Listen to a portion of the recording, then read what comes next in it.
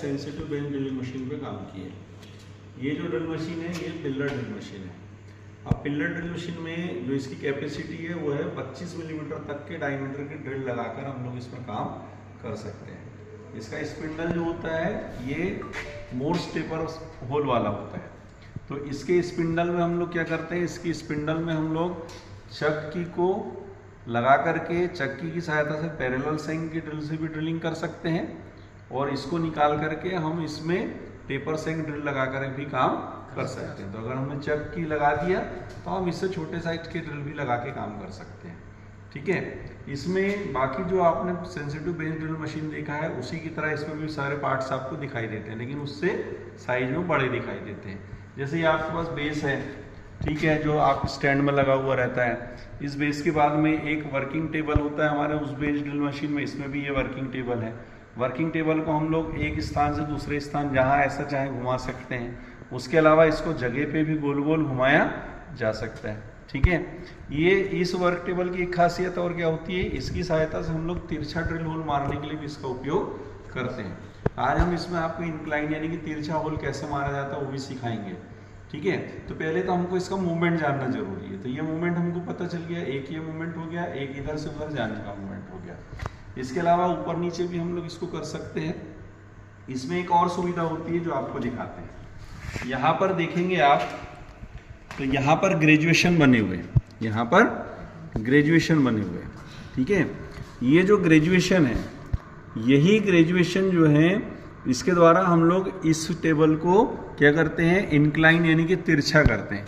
कितने डिग्री में घुमाना है उतने डिग्री में घुमा सकते हैं, लेकिन घुमाने के लिए क्या करना पड़ेगा, इसको घुमाने के लिए हमको क्या करना पड़ेगा, इसमें यहाँ पर देखेंगे तो यहाँ पर ये स्क्रू लगा हुआ है ना।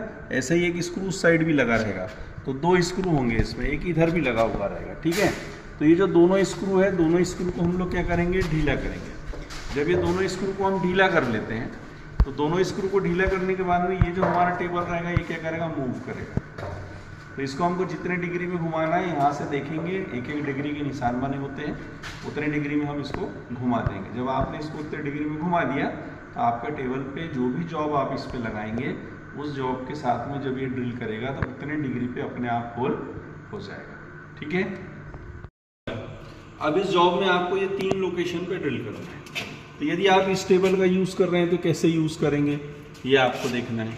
ठीक है, तो इसके लिए क्या करते हैं, आपके पास में ये हमने देखा जैसे इसमें होल करना है तो आपने ड्रिल ऐसे लाया, इसको घुमाया, घुमाने के बाद में ये नहीं आया तो आप टेबल को हल्का सा ऐसे यहाँ लेके आते हैं, फिर देखा आपने नहीं आया, फिर आप इसको थोड़ा घुमाते हैं, फिर टेबल लेके आते हैं। ऐसे करके आप ऐसे घुमा करके ये आपने यहाँ पर सेंटर ले लिया, ड्रिल कर लिया। अब मान के चलिए आपको इस होल पे करना है, इस लोकेशन पे करना है, तो इस लोकेशन पे कैसे करेंगे, अब आपका ड्रिल तो यहीं रहेगा। अब आप क्या करेंगे, इसको ऐसे घुमाएंगे। अब देखिए ड्रिल कहाँ आ रहा है, वहाँ नहीं आया। अब हम उस जगह पे लेके आना है तो हम क्या करेंगे, धीरे धीरे टेबल को उधर ले जाएंगे, फिर इसको घुमाएंगे, फिर ऐसे लेके आएंगे। ठीक है, फिर हम देखेंगे सेंटर में आ रहा है या नहीं आ रहा। तो इस प्रकार से फिर जब हम देखेंगे कि हाँ ये तो अपन ने देखे कि भाई वर्क टेबल को कैसे आप घुमा करके एक ही सेटअप है ना, वाइस को आपने वाइस में एक बार जॉब बांध दिया तो जॉब को खोले बिना कैसे कैसे आप होल को सेट कर सकते हैं। फिर भी इसमें हमको 2-3 जगह से खोल करके सेट करने की आवश्यकता होती है। इसके लिए हमारे इस मशीन में एक और सुविधा दी गई है, जो सुविधा को हम लोग बोलते हैं कंपाउंड टेबल। इसको बोला जाता है कंपाउंड टेबल। ये क्या है, ये कंपाउंड टेबल है। इस कंपाउंड टेबल में भी हम क्या करते हैं, जॉब को लगाते हैं और जॉब को हम इस कंपाउंड टेबल में लगा करके जिस प्रकार से अभी हमने देखे, आपको हम अभी इसमें वाइस नहीं लगी, हम आपको बताते जैसे मान के चलिए इस कंपाउंड टेबल में आपने इस जॉब को बाकायदा यहाँ से क्लैंप लगा करके इसको क्लैंपिंग कर दिया, या हो सकता है आपने इसके ऊपर में मशीन वाइस लगाया, उस मशीन वाइस के ऊपर आपने जॉब को लगा दिया। क्योंकि कई बार होता है बड़े जॉब को आप वाइस में लगाने के लिए सुविधा नहीं होती, तो हम डायरेक्ट इसके ऊपर रख करके क्लैंपिंग करके जॉब को लगा देते हैं। अब इसमें जॉब लगा दिया, अब अगर मान के चलिए आपको सेंटर मिलाना है, आपको अलग अलग जगह पे मिलाना है, तो बहुत सिंपल है। यहाँ पर हमने टेबल को घुमा घुमा करके किया था, उसको घुमा करके किया था सब जगह से। यहाँ कुछ नहीं करना है, आपके पास 2 व्हील कंपाउंड टेबल में 2 स्लाइड होती है। ठीक है, ये जो दोनों स्लाइड होती है 2 प्रकार से काम करती है। जैसे आप इसको घुमाते हैं, जब इसको घुमाया तो आप देखेंगे स्लाइड आगे जाएगी उधर, घुमाएंगे तो वापस पीछे आएगी ऐसे, ठीक है। उसी प्रकार से ये दूसरे वाला रहता है, जब आप इसको घुमाएंगे तो इसको घुमाने से ये स्लाइड आगे जाएगी और स्लाइड पीछे आएगी। तो जो मूवमेंट हम यहाँ पर घुमा कर रहे थे, यहाँ पर इन दोनों व्हील्स को घुमा करके हम जॉब को किसी भी लोकेशन पे ला सकते हैं। अब जैसे अभी ये इस लोकेशन में, अब आपने इसको ऐसे घुमाते गए घुमाते गए घुमाते गए तो क्या होगा, ये वाला जो एक्स अभी लिखा हुआ ये कहाँ, पहले यहाँ था, अब इधर आ गया। आपको लगता है और इधर सरकाना है, आप इसको घुमा लीजिए। तो ऐसे कंपाउंड टेबल के जरिए भी आप क्या करते हैं, उसके सेंटर्स को मिलाते हैं। सीख रहे हैं कि इंक्लाइन ड्रिलिंग कैसे की जाती है, तिरछा होल कैसे किया जाता है। तो जिस भी जॉब में हमको होल करना है, उस जॉब को हम वाइस को सीधा रखते हुए, बिल्कुल परफेक्टली 90 डिग्री में रखते हुए हम लोग जॉब को लगाते हैं।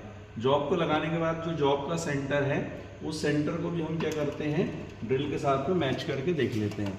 जब ये सेंटर हमारे पास मिल जाता है तो सेंटर मिलाने के बाद में फिर हम जो है इसको साइड से ढीला कर दें। तो वर्क टेबल को क्या करेंगे, साइड से ढीला करेंगे। जैसे देखिए यहाँ ढीला करते बताया, जैसे ये आपके दोनों स्क्रू ढीले कर देते हैं। अब इसमें हमने पहले भी आपको बताया हुआ है कि यहाँ पर कैसे ग्रेजुएशन के निशान बने हुए होते हैं। यहाँ ग्रेजुएशन के निशान दिख रहे हैं, कितने डिग्री में हमको इसको घुमाना है, तो उतने डिग्री में हम यहाँ से फिर इसको ऐसे करके धीरे धीरे, आप देखिए मैं आपको ज़्यादा घुमा के दिखाता हूँ, ऐसे आप ज़्यादा भी घुमा सकते हैं। इसमें आपको जितने, ठीक है, ये 20 डिग्री हमने सेट कर दिया नीचे में, ठीक है। यहाँ से 5 एक एक डिग्री के निशान लगे तो 5 5 5 5 करके हमने 20 डिग्री यहाँ पे सेट कर दिया। अब ये 20 डिग्री सेट करने के बाद में हम क्या करेंगे, इसको लॉक कर देंगे। अपन ने देखिए किस प्रकार से हमको इसमें डायगोनली घुमाते हुए होल करना है, क्योंकि होल हमको यहाँ सीधे नहीं ले जाना है, होल हमको यहाँ पे ऐसे तिरछे लेते हुए बाहर इस ओर लेके आना है। इसलिए हमने जॉब को भी उसी लोकेशन में बांधा हुआ था। जिस लोकेशन में ड्रिल को ले जाना है उस लोकेशन में हम जॉब को बांधते हैं। और इस प्रकार से अब जॉब क्लैंप होने के बाद में आप देख सकते हैं कि जिस जगह पर होल करना है वो सेंटर हमने ड्रिल के साथ मैच कर लिया। अब हम क्या करेंगे, अब हम ड्रिल मशीन को चालू करेंगे और फिर धीरे धीरे ड्रिलिंग करना शुरू करेंगे। इसमें ध्यान ये रखना है कि शुरुआत में धीरे धीरे फीड देते हैं, क्योंकि तिरछा है, एकदम से देंगे तो क्या होगा, ड्रिल जगह छोड़ करके भागेगी, तो भागना नहीं चाहिए, ड्रिल आउट नहीं होना चाहिए। इसलिए स्टार्टिंग में धीरे धीरे करते हैं। जब कुछ गहराई तक होल चले जाता है तब फिर फीड को नॉर्मल तरीके से देना चालू करते हैं। तो हम अब उसकी ड्रिलिंग शुरू करते हैं।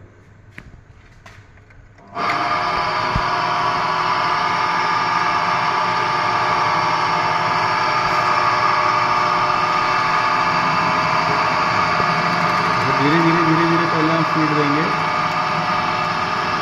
और इसमें हम लोग ये भी करते हैं कि उठा के चेक भी करते हैं। ऐसा ऊपर उठाते हैं फिर चेक करते हैं कि हमारी ड्रिलिंग सही जगह हो रही है या नहीं हो रही। तो हमको वहाँ दिखाई देता है कि हाँ हमारी ड्रिलिंग सही जगह हो रही है। फिर हम उसको धीरे धीरे कट को बढ़ाते जाते हैं। जब तक इंक्लाइन में आपका ड्रिल का कोन वाला साइड अंदर ना जाए तब तक हम ज़्यादा तेज फीड नहीं देते।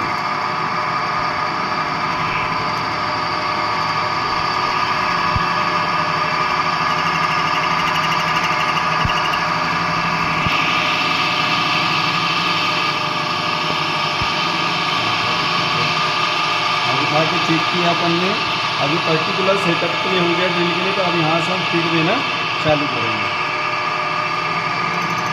अब अपन रेगुलर फीड देंगे क्योंकि अब अपनी ड्रिल जो है होल के अंदर सेट हो गई है। तो अब आराम से हमारी ड्रिल जो है पूरी आर पार जाएगी। बस ध्यान रखेंगे कि सबसे लास्ट में जब ड्रिल बाहर आने वाली होगी उस समय फीड को धीमी कर देंगे।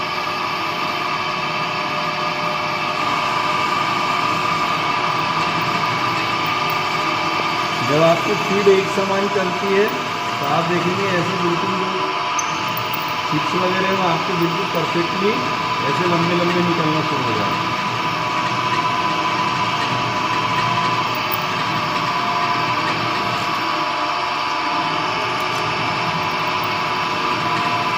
यदि जैसे आप देख रहे हैं जैसे ड्रिल रुकती है लोड में, तो इसका कारण क्या हो सकता है, आपका जो बेल्ट है, जो ड्रिल मशीन का बेल्ट है, अगर बेल्ट ढीला रहता है तो लोड पड़ने पर कई बार उसको रुकने लग जाती है।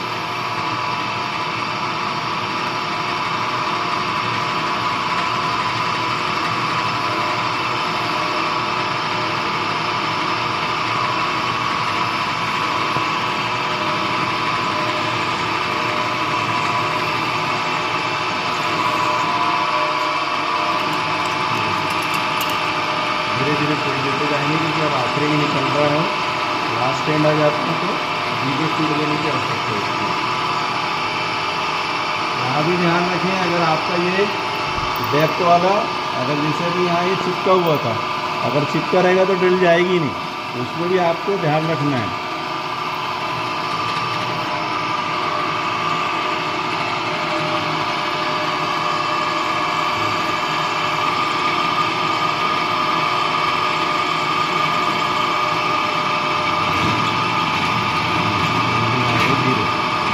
यहाँ आपको साउंड से पता चल जाता है कि अब हमारी ड्रिल जो है वो आर पार होना शुरू हो गई। तो यहाँ से फीड धीरे धीरे ले जाते हैं, धीरे इसलिए ले जाते हैं, अगर जोर के दिया तो ड्रिल फंस के टूट जाएगी। फिर आप देख लें नीचे से पार आ गई है क्या, आपको समझ में आ जाता है पार हो गई है अगर, ठीक है। तो मटेरियल ऊपर आना बंद हो जाता है, जैसे भी मटेरियल ऊपर आ रहा था, तो इस प्रकार से जो आपका होल कंप्लीट हो गया। ऐसे आप देख सकते हैं अब हमारा जो ये ड्रिल है, ये ड्रिल होल हमारा तिरछा ड्रिल होल कंप्लीट हो गया। अब इसको आप चेक कैसे करेंगे, अब हम इसको जॉब को यहाँ से खोल के बाहर निकालेंगे हमारा। अब ये आप देख सकते हैं जॉब में ये जो ड्रिल होल हमने किए थे, ये ड्रिल होल की आप पोजीशन देख सकते हैं। ये अब हमारा जॉब सीधा हो गया, अब आप होल देखेंगे तो तिरछा जा रहा है। यहाँ पे हम देखते हैं जब आप ड्रिल होल करते हैं तो नॉर्मली ऐसे होता है। अब यहाँ हमने जो ड्रिल किया है, इसी ड्रिल को हम इस होल के अंदर फंसाते हैं। आप देखिए जॉब के साथ वो कैसे तिरछी है, और ये 20 डिग्री में हमने झुका करके किया हुआ था। कहाँ, अक्ष के साथ। इसका जो अक्ष है, इस अक्ष से 20 डिग्री हम गए थे, सरफेस के साथ नहीं। किसके साथ, जो ड्रिल का स्पिंडल है, स्पिंडल से 20 डिग्री हम लोग इंक्लाइन जाते हुए इस होल को कर दिए। इस प्रकार से ये होल आप देखेंगे ऐसा आर पार, तो ये ऐसे तिरछा होल होता है, ऐसे आर पार निकल जाता है। इस प्रकार से की जाती है इंक्लाइंड ड्रिलिंग या तिरछे होल की ड्रिलिंग।